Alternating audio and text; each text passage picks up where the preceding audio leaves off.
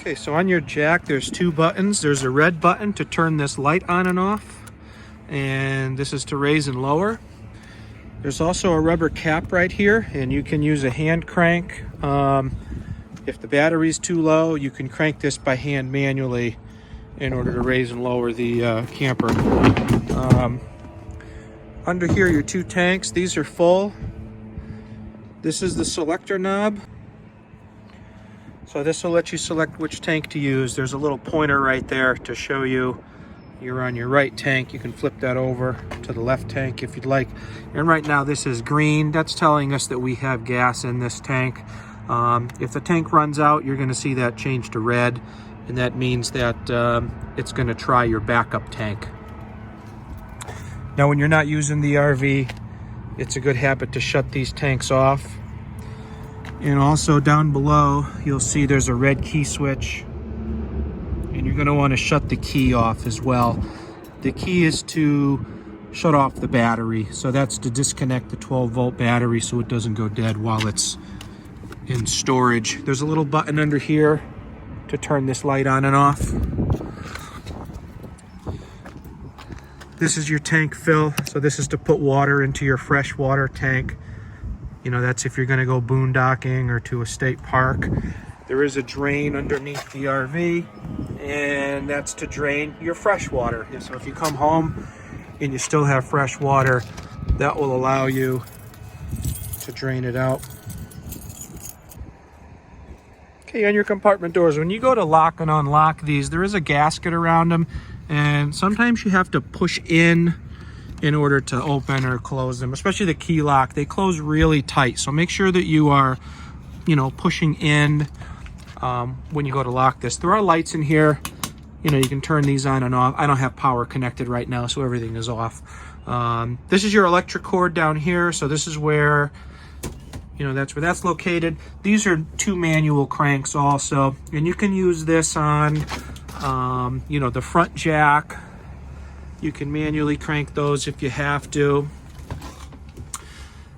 There's also, that's your hitch. This is your, you know, that's the little grill that this thing comes with, and there's a table over there too. Up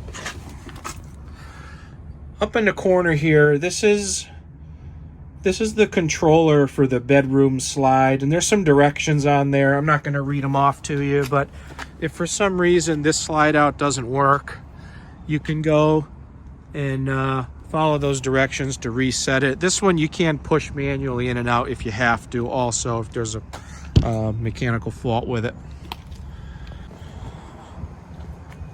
And right by the entry door, you'll see a hole down here, and that's where that long gold crank goes, and that'll manually close the large slide out. If there's a again, if there's a mechanical fault, you can close it manually using that hand crank. Now down here, these are your wastewater drains. This is for black and gray. They're two different sizes, as you can see. The large is your black, the small is the gray.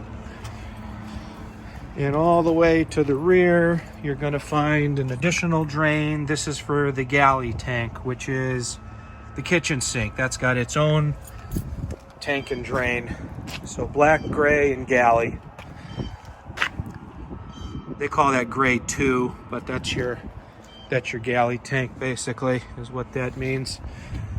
Back here, this is where the electric cord goes in. This camper comes with its own cord. We use a little adapter here at the shop, but you're going to use the included cord to plug this in.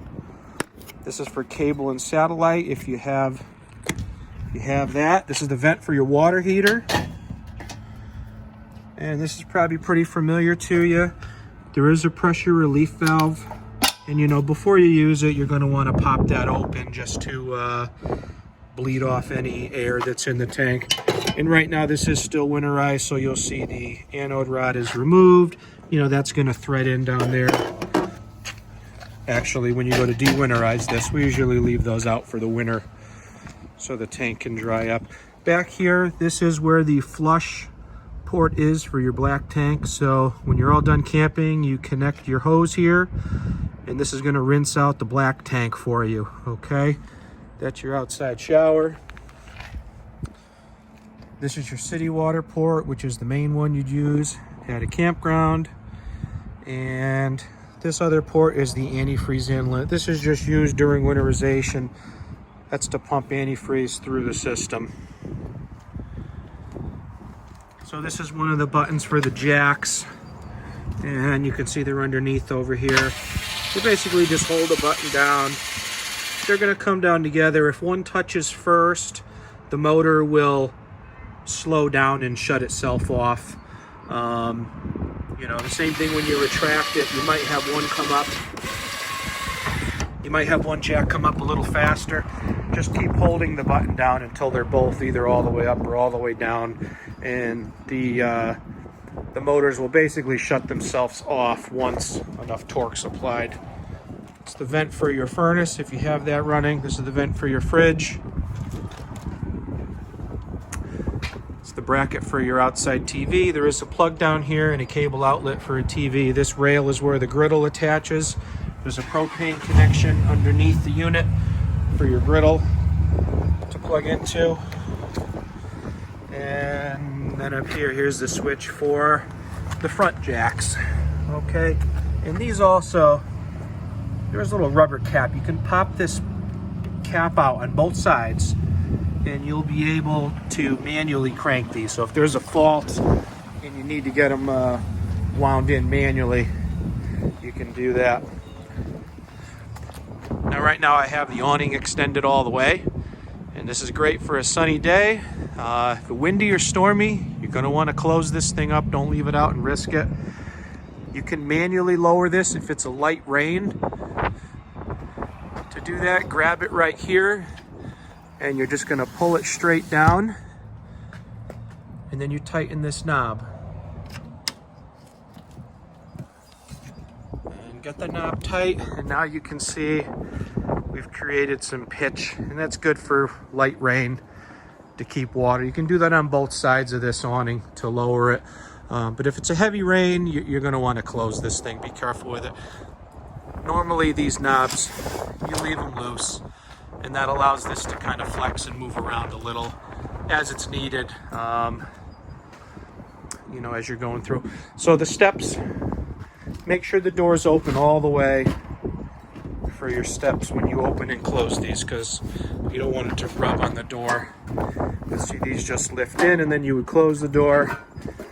When you lower them, this little pin, you can pop that pin out to adjust the legs. So right now I have 4 holes. Depending on the ground, you may have to adjust those so that the steps are flat and they don't rock.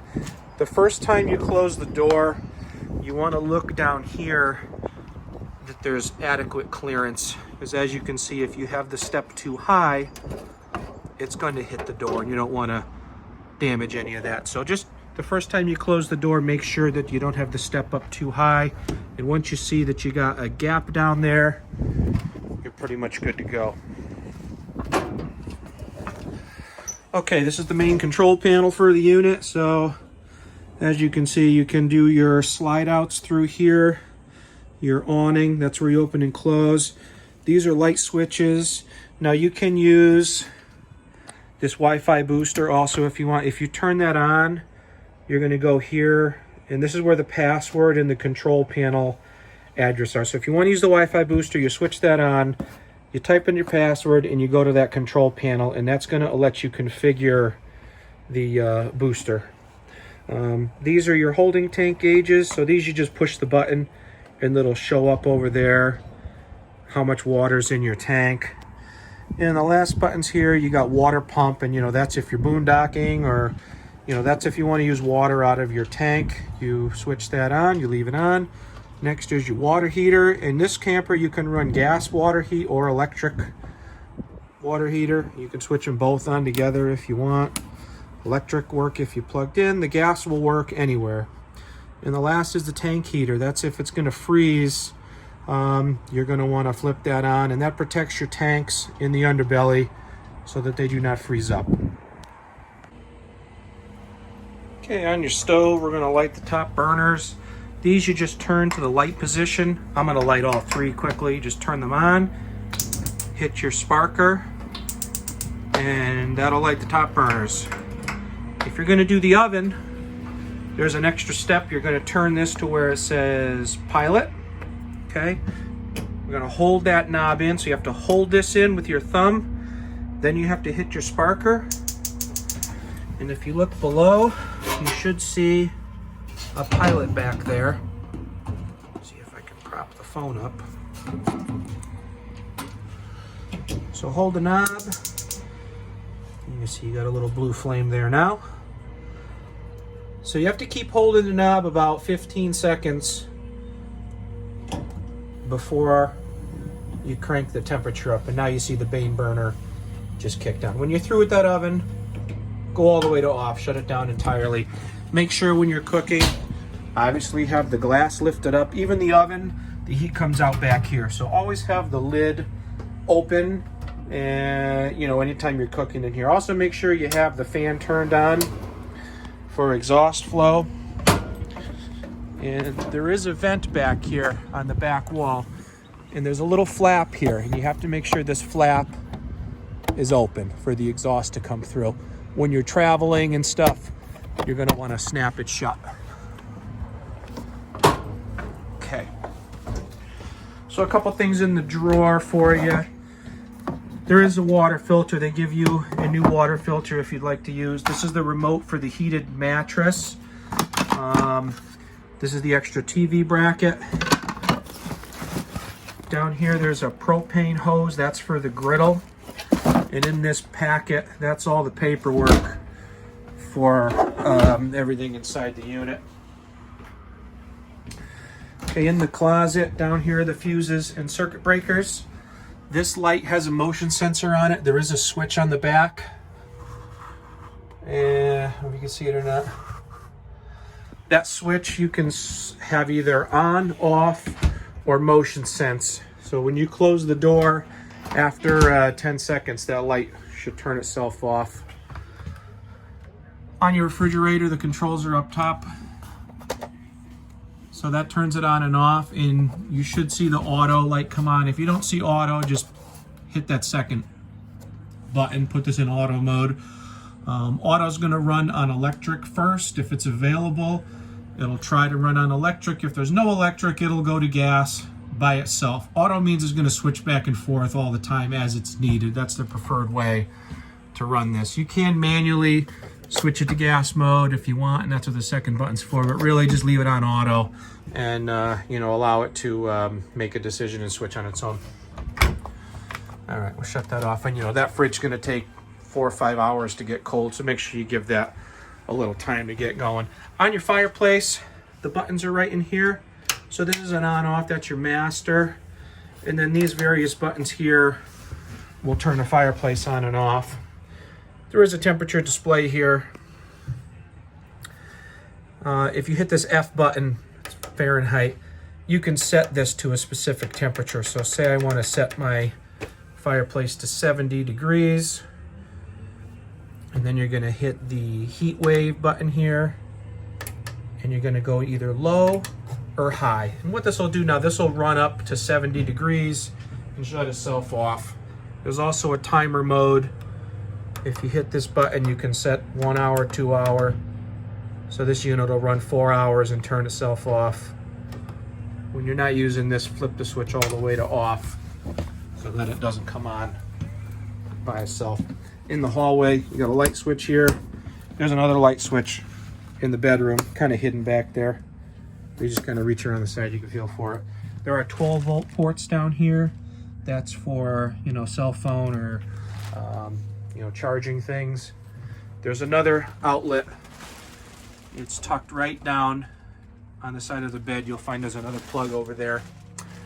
That raises and lowers, and that turns the exhaust fan on. There's a TV bracket in here we put for you. In this, if you loosen this little thumb screw, you can push this straight up and you'll be able to remove it.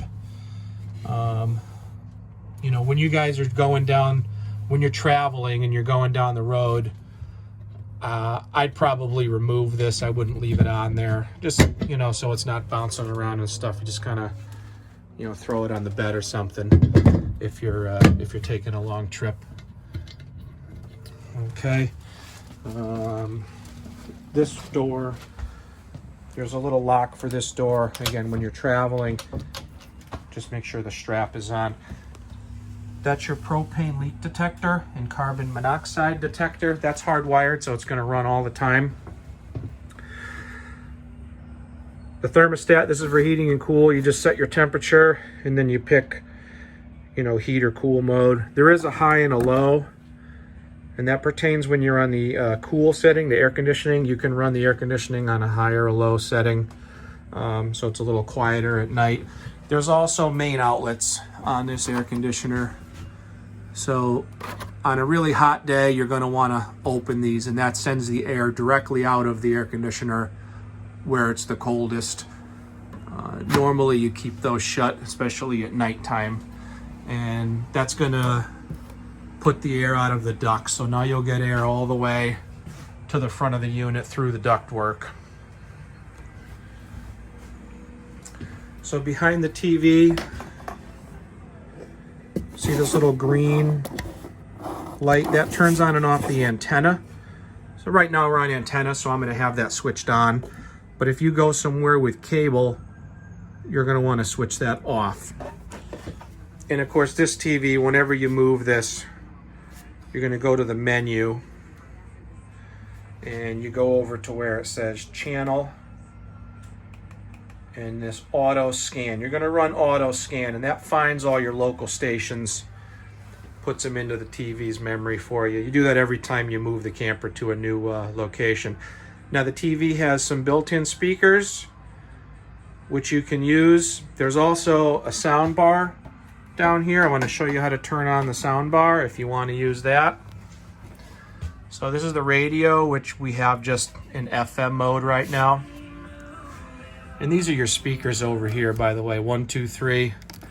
1 is the sound bar. 2 is outside. I don't know if you could hear it or not, but 2 puts the outside speakers on. 3 is disconnected. 3 is not used in this particular model. But you can put 1 and 2 on, and that'll play audio everywhere. So right now we're FM mode. If you hit this BT button, that's Bluetooth. That's if you have music on your phone and you want to play that. If you hit this mode button here, you're going to go through all these settings until you see TV Audio 2. And TV Audio 2 will run the sound bar through your TV. So now you can hear the TV through the sound bar. Okay. This also has a CD and DVD player built in. You just put the disc in and those will play automatic for you. We're going to shut this down. So turn the TV off. When you go to turn this off, you just hold the button down and it says standby, and then it's off. Put this back in the drawer for you. Okay, now your sofa, I'll show you how to open this, make this into a bed. Okay, in the bathroom, that's your ground fault outlet. That's wired to other outlets in the unit. So if you don't have power somewhere, you have to come in and reset this. That's the main outlet that you're going to want to reset. The toilet, there's a foot pedal on the right. And as you probably know, these toilets, you want to hold the pedal down halfway, and that fills the bowl with water, and all the way will flush. And this still has some antifreeze in it. You see a little bit of pink when you do that. This is the lock. Make sure when you're driving on the road, you keep the doors locked. All right, and the shower valve. So this has a water saver feature. This is meant to be used when you're boondocking or camping someplace without a city water connection. So this is going to be used like if you're in a state park.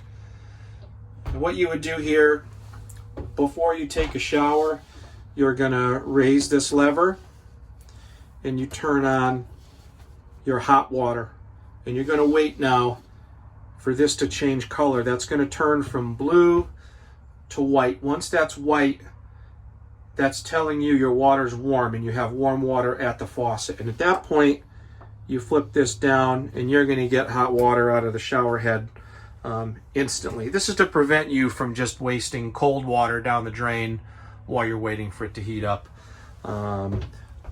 If you go somewhere that has city water, you know, then you just leave this down all the time. This only functions when you're using your tank and your pump. So if you're not using water in your tank with the pump, you leave it in the down position, and this is going to work just like a regular shower at that point, basically. Okay, so the slide room is now closed, and we're going to go through installing the travel lock up here. The lock's really there just to make sure this closes tight and prevent any water leaks when you're going down the road, especially if you're driving in a rainstorm. If this is in your yard and you're opening and closing this, you really don't have to worry too much about that lock. This is really just to give it a really tight clamp. One thing just to mention, anytime the slide outs are closed, they're lifted, they raise over the floor. You can see there's like a gap under it. So this is not to be like, you don't want to step on this or sit on it when it's closed, because you could damage the floor. Always open this before you try to use it. Don't try to use it when it's in the closed position. On top of the slide out, and actually there's a sticker right there. It says place slide lock here. So what you do, you put one end over there, and I need two hands. I'm not going to be able to demo this that well. See if I can get a shot of this now. So this is the slide out. See, slide out lock. One end's against the wall of the camper, and the other end is against the slide out flange. Once it's in place, you rotate this bar 2 or 3 times until it's tight. And that's just to make sure that this is closed nice and tight when you're going down the road.